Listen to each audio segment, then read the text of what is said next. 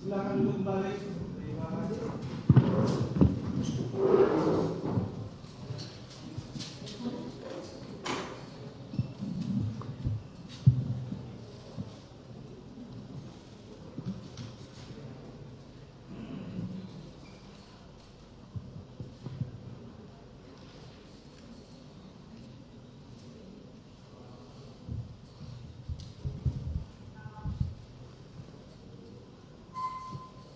Sidang perkara nomor 297, pidana biasa atas nama terdakwa Mario Dendi Satrio dibuka terbuka untuk umum. Sehat saudara? Sehat yang mulia. Siap ya? Siap Baik. yang mulia. Hari ini adalah giliran saudara untuk dan tim penasihat hukum saudara untuk mengajukan atau membacakan nota pembelaan. Siap ya? Siap yang mulia. Baik. Izin yang mulia. Saudara lebih dulu. Siap. Saya akan menyampaikan nota pembelaan pribadi saya terlebih dahulu. Dibuka aja biar lebih jelas. Saya akan menyampaikan nota pembelaan pribadi saya terlebih dahulu yang mulia. Ya, Namun baik, silakan. dilanjutkan oleh penasihat hukum. Ya, baik. Dan sebelum saya membacakan, izinkan saya untuk memberikan fotokopi dari hasil tulisan saya yang mulia. Ya.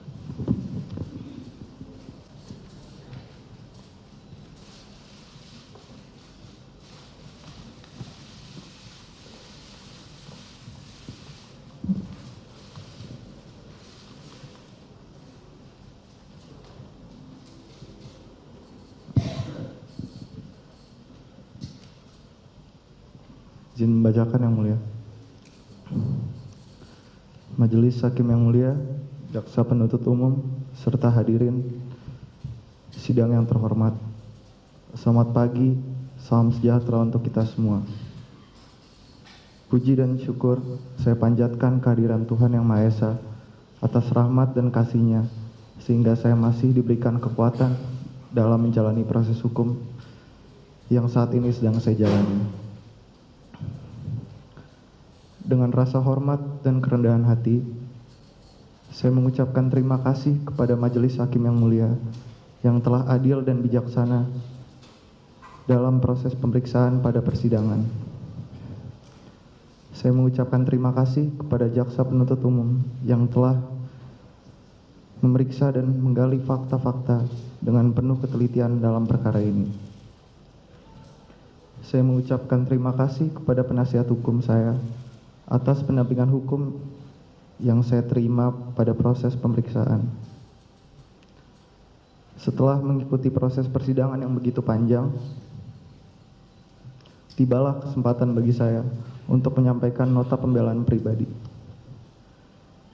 Pada kesempatan ini, mohon berkenan untuk saya menyampaikan isi hati dan pikiran saya yang saya tuliskan dari balik jeruji di Lembaga Permasyarakatan Salemba.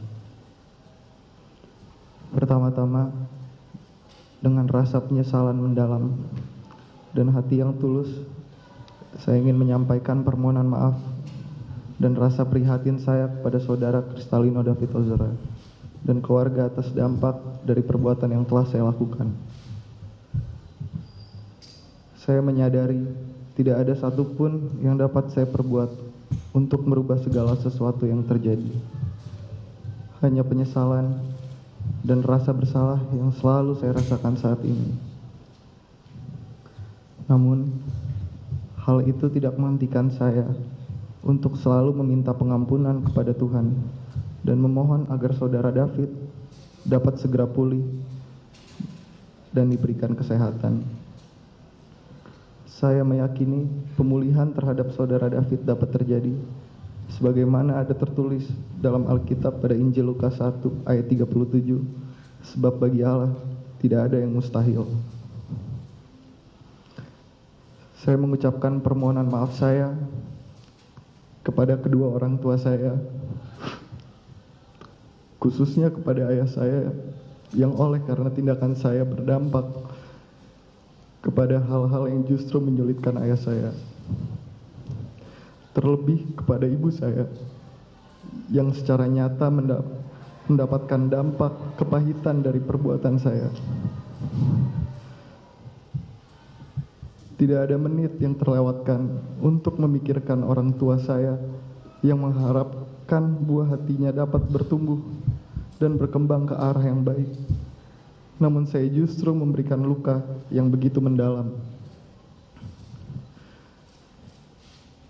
Tak henti saya menyesali oleh karena perbuatan saya menempatkan ibu saya dalam kesendiriannya memperjuangkan saya dan ayah saya. Kemudian saya meminta maaf kepada kakak dan adik saya yang oleh karena perbuatan saya memberikan dampak dan kesan buruk. Saya berharap kelak keluarga kita dapat berkumpul kembali seperti sedia kala sesuai dengan rencana baik Tuhan.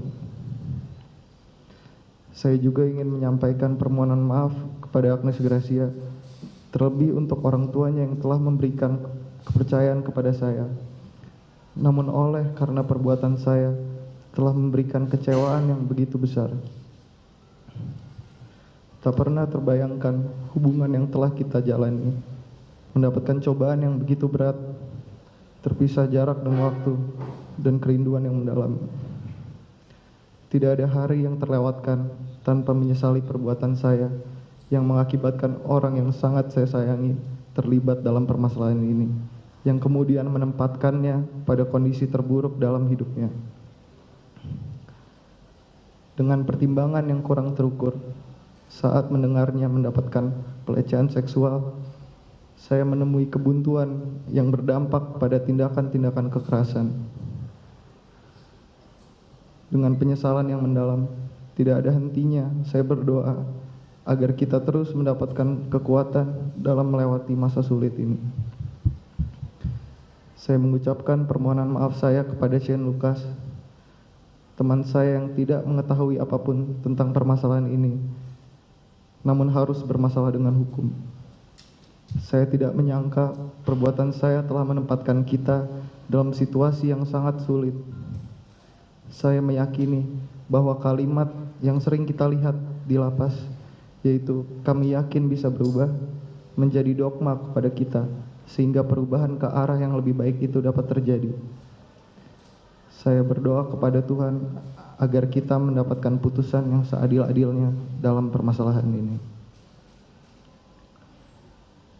Saya mengucapkan permohonan maaf yang setulus-tulusnya kepada masyarakat luas dan pihak terkait yang mendapatkan dampak langsung maupun tidak langsung atas perbuatan yang saya lakukan. Semoga kesalahan yang saya lakukan menjadikan saya lebih baik ke depannya. Majelis Hakim yang mulia, selama penahanan, saya menyadari dampak yang terjadi atas perbuatan yang saya lakukan. Tak pernah terpikirkan peristiwa itu akan terjadi. Seumur hidup, sedikit pun saya tidak pernah menyukai kekerasan, bahkan memiliki suatu niat atau rencana atau pikiran untuk melukai seseorang. Tak pernah terbayangkan saya dapat melakukan kekerasan yang seharusnya tidak ada dalam pertemuan itu. Saya sungguh menyesali kejadian itu, karena memang pada dasarnya tidak ada niat atau rencana untuk melakukan kekerasan itu. Saya menyadari bahwa kurangnya pengendalian emosi dan amarah saya yang secara spontan meluap begitu cepat menimbulkan kejadian tanpa sedikit pun pertimbangan.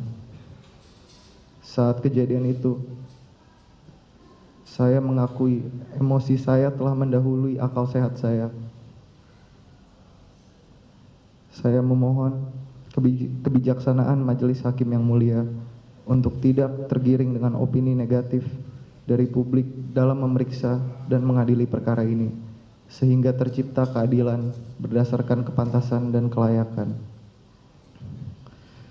Majelis Hakim yang mulia, pada kesempatan ini saya juga ingin menyampaikan rasa kecewa atas tuntutan jaksa penuntut umum yang menuntut dengan pidana maksimal tanpa sedikit pun mempertimbangkan alasan-alasan yang meringankan. Seumur hidup saya belum pernah sekalipun bermasalah dengan hukum. Dengan usia saya yang masih 19 tahun, saya mengakui bahwa saya kurang bijak dalam mempertimbangkan resiko jangka panjang, di mana seharusnya emosi dan amarah menjadi suatu cobaan dan tantangan untuk dikalahkan. Pada usia muda ini, saya meyakini bahwa saya masih dapat memperbaiki diri menjadi jauh lebih baik dengan meninggalkan cara-cara hidup yang salah dan berubah menjadi pribadi yang baru untuk menyongsong masa depan yang lebih baik. Majelis Hakim yang mulia, saya mempunyai pendapat bahwa hukuman yang dijatuhkan pada seseorang yang melakukan tindak pidana bertujuan untuk membina agar orang itu dapat sepenuhnya menyadari kesalahannya, bertobat, dan berubah menjadi pribadi yang lebih baik, bukan untuk membinasakan atau menghancurkan seluruh hidupnya. Dengan penuh harapan, saya meyakini dengan usia saat ini saya masih dapat merubah sikap dan menggapai masa depan yang lebih baik untuk hidup saya kelak nanti. Selanjutnya, saya mengucapkan terima kasih kepada Lembaga Pemasyarakatan Salemba yang telah memberikan pembinaan dengan baik kepada saya, sehingga mendorong saya untuk melakukan pertobatan. Dalam penjara ini, saya menyadari bahwa banyak keluarga yang saya cintai mendapatkan penghukuman atas perbuatan yang saya lakukan. Penghukuman tersebut telah datang sejak awal, secara langsung maupun tidak langsung dari kalangan manapun. Hati saya sangat tersayat ketika mendengarkan adanya berita yang kebenarannya tidak dapat dipertanggungjawabkan, dengan menyebut bahwa saya telah melakukan pelanggaran hukum yang banyak dan dapat menghalalkan segala cara untuk mencapai suatu tujuan, dan menyatakan saya mempunyai kekebalan hukum. Lebih lagi, tuduhan-tuduhan serius yang bersifat negatif lainnya ditujukan kepada keluarga saya, sehingga menimbulkan rasa kebencian yang meluas terhadap saya dan keluarga. Saya berharap Majelis Hakim yang mulia dapat mempertimbangkan penghukuman-penghukuman yang telah saya terima maupun keluarga. Pada kesempatan ini, saya juga ingin menyampaikan bahwa saya sangat terkejut ketika mendengar jumlah restitusi yang disampaikan jaksa penuntut umum. Sejak awal kejadian, pertanggungjawaban atas kerugian yang dialami keluarga korban menjadi suatu beban moral bagi saya. Dengan jumlah restitusi yang sangat besar tersebut, maka dengan itikat baik, saya bersedia membayar restitusi sesuai dengan kemampuan dan kondisi saya, yang mana saat ini saya sedang menjalani hukuman pidana, belum mempunyai penghasilan, dan tidak memiliki harta apapun. Saya memohon kepada Majelis Hakim yang mulia agar dapat mempertimbangkan hal ini sesuai dengan kondisi saya dan hukum yang berlaku. Majelis Hakim yang mulia, saat menjalani masa penahanan pada proses hukum ini, saya mempedomani ayat Alkitab pada Hosea 14 ayat 2-3 yang menyatakan, "Bertobatlah, hai Israel, kepada Tuhan Allahmu, sebab engkau telah tergelincir karena kesalahanmu. Bawalah sertamu kata-kata penyesalan dan bertobatlah kepada Tuhan. Katakanlah kepadanya, ampunilah segala kesalahan, sehingga kami mendapat yang baik, maka kami akan mempersembahkan pengakuan kami."